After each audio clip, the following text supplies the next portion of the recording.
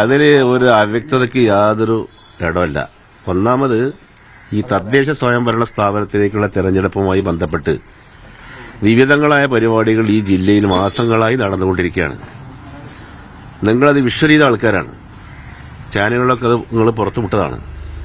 വൈവിധ്യമാർന്ന പരിപാടികളാണ് ഈ തദ്ദേശ സ്വയംഭരണ സ്ഥാപനത്തിലേക്കുള്ള തെരഞ്ഞെടുപ്പുമായി ബന്ധപ്പെട്ട് ലീഗ് ആവിഷ്കരിച്ച് നടപ്പാക്കിക്കൊണ്ടിരിക്കുന്നത്. കാരണം മലപ്പുറം ജില്ലയിലെ ഏകദേശം ഒരു 90% പഞ്ചായത്തുകളും ഭരിക്കുന്ന ലീഗാണ്, UDF ആണ്.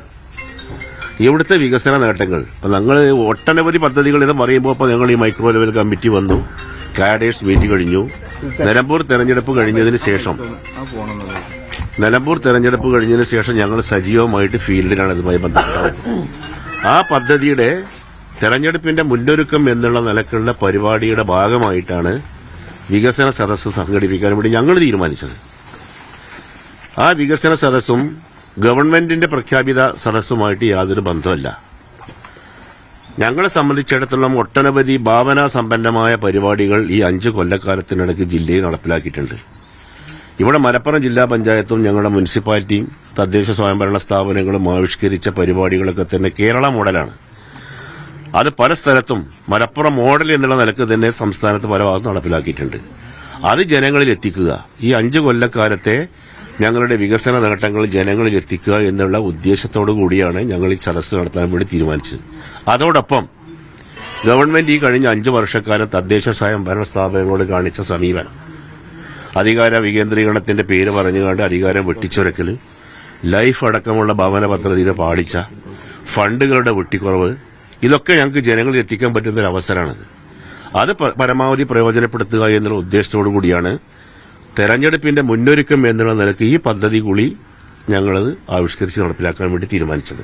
സർക്കുലറിൽ നമ്മൾ സഹകരിച്ചില്ലെങ്കിലും സർക്കാർ ഇതുമായി മുന്നോട്ട് പോകുന്നു പറയുന്നുണ്ടല്ലോ, അപ്പോൾ സർക്കാരിന്റെ പരിപാടി സഹകരിക്കാന്നുള്ളതല്ലേ? അല്ലല്ല, സർക്കാരിനെ സംബന്ധിച്ചിടത്തോളം സർക്കാരിന് അതിൽ പ്രഖ്യാപിതമായ ചില ലക്ഷ്യങ്ങളുണ്ട്.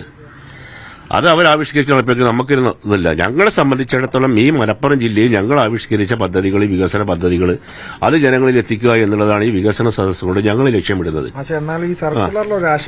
അല്ല, സർക്കുലർ ആശയക്കുഴപ്പമുണ്ടെങ്കിൽ ഞങ്ങൾ തിരുത്തിയിട്ടുണ്ട്. അത് എന്താണെന്ന് വെച്ചാല് അതില് പറ്റിയൊരു സംഭവം വിചാരിച്ചാല് കഴിഞ്ഞ ഞായറാഴ്ചയാണ് ഞങ്ങൾ ജില്ലാ കമ്മിറ്റി കൂടിയത്. കഴിഞ്ഞ ഞായറാഴ്ച ഞാനത് കഴിഞ്ഞ ഉടനെ തന്നെ തിങ്കളാഴ്ച നിയമസഭ ഉണ്ട്. എനിക്ക് തിങ്കളാഴ്ച നിയമസഭയിൽ ഞാനത് ഓഫീസിൽ ഏർപ്പാട് ചെയ്തിട്ടാണ് ഞാൻ പോയത്. അതിൽ വന്ന ഒരു ചെറിയ ക്ലറിക്കൽ എററായി എന്നുള്ളതിൽ കവിഞ്ഞതിന് വേറെ യാതൊരു ഇതും സർക്കാരിന്റെ സദസ്സുമായിട്ട് ഈ സദസ്സിന് യാതൊരു ബന്ധമല്ല. ഞാൻ പറയുന്നത് വെച്ചാൽ ഐക്യ ജനാധിപത്യ മുന്നണി എന്ന് പറഞ്ഞാൽ അത് മുസ്ലിം ലീഗ് കൂടി അതിന്റെ ഭാഗമാണ്. ഐക്യ ജനാധിപത്യ മുന്നണിയുടെ സംസ്ഥാന കമ്മിറ്റി ഒരു തീരുമാനമെടുത്താൽ അത് നടപ്പിലാക്കേണ്ട ഉത്തരവാദിത്വം ഞങ്ങൾക്കുണ്ട്. അത് ഞങ്ങൾ നടപ്പിലാക്കിക്കൊണ്ടിരിക്കുന്നുണ്ട്. സംസ്ഥാന സർക്കാരിന്റെ വികസന സദസ്സുമായി വ്യത്യസ്ത അഭിപ്രായമുണ്ടെങ്കിൽ പോലും മലപ്പുറം ജില്ലയിൽ ചേർന്ന അഭിപ്രായ വ്യത്യാസം ഉണ്ടല്ലോ.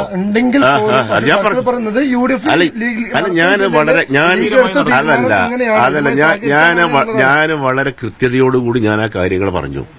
ഞങ്ങൾ ഒട്ടനവധി പരിപാടികൾ ആവിഷ്കരിച്ച് നടപ്പിലാക്കിക്കൊണ്ടിരിക്കുന്ന കാര്യം നിങ്ങൾ തന്നെ പുറത്തേക്ക് വിട്ടതാണ്. നിങ്ങളെ ചാനൽ കൂടി പുറത്തു വന്നതാണ്. അത് തെരഞ്ഞെടുപ്പിന്റെ മുന്നൊരുക്കം എന്നുള്ള നിലക്ക് ഞങ്ങൾ ആവിഷ്കരിച്ച ഒരു പരിപാടിയാണ് ഈ വികസന സദസ്സ് എന്നുള്ളത്.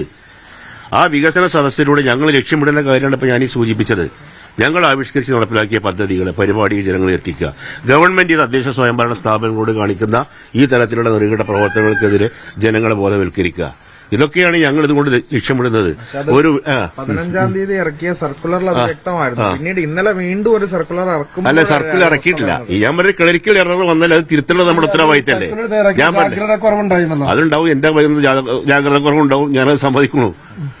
അതിന് അഭിപ്രായ വ്യത്യാസമൊന്നുമില്ലല്ലോ. നമ്മളെക്കുറിച്ച് ഞാൻ പറഞ്ഞല്ലോ, ഇത് തിരക്ക് പിടിച്ചുകൊണ്ട് ഞായറാഴ്ച മീറ്റിംഗ് കഴിഞ്ഞ് എനിക്ക് രാത്രി വണ്ടിക്ക് തിരുവനന്തപുരം പോകണം, നിയമസഭയിൽ പോകണം.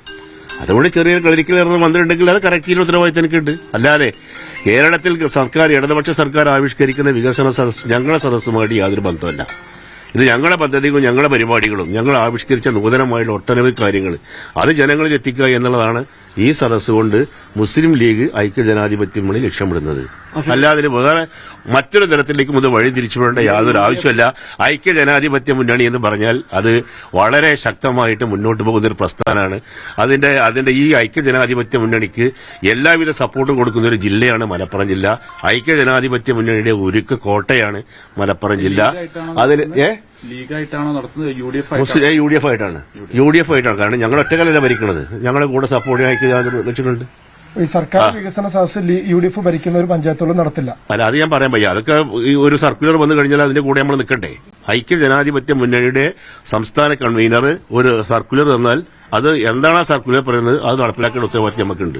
ബഹിഷ്കരിക്കാനാണ് തീരുമാനം, ബഹിഷ്കരിക്കും ഞങ്ങൾ. നവകേരള സദസ്സ് പോലെ തന്നെ മുഖ്യമന്ത്രിയുടെ യാത്ര പോലെ ബഹിഷ്കരിച്ചതുപോലെ സർക്കാരിന്റെ അല്ല, നവകേരള സദസ്സും ഇത് രണ്ടും വ്യത്യാസമുണ്ട്. നവകേരള സദസ്സിന്റെ വേർഡ് ഇത് സർക്കാർ ഉദ്യോഗസ്ഥന്മാരോട് നടപ്പിലാക്കാൻ വേണ്ടി PR ഏർപ്പാടുള്ള കാര്യങ്ങളൊക്കെ അവർ ചെയ്തുകൊണ്ട് മുന്നോട്ട് പോവാണ്.